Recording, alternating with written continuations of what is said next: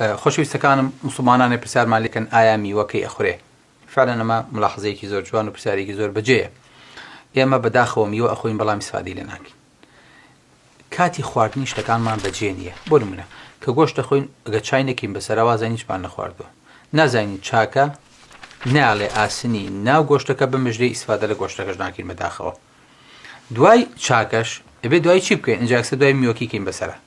خۆی ئەمە غەڵەتە بەڕاستی.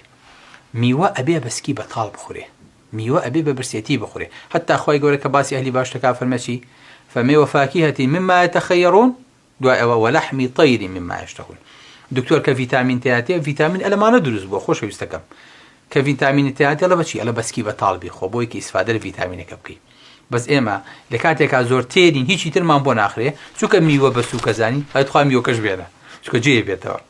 کەچی بەعکسەوەی ئەبێ میوەکە بخۆیت، جی میوەکە بێتەوە، ئیسفادە لە میوەکە بکەی، ئینجا خواردنی تر دوای ئەوە بخورێ.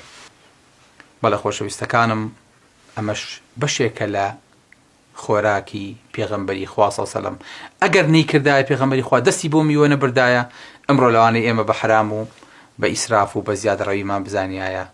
مادەمە خۆشەویستەمان خواردوێتی، ئەمڕۆ ئێمە بە حەزەرەوەنا بەڵکو بە سونەتەوە دەستی بۆ بین و وەکو ئەو چۆن نۆشی کردووە ئێمە شوێن پەنجەکانی هەڵەگرین و ئابوو شێوەیە میوە خۆی.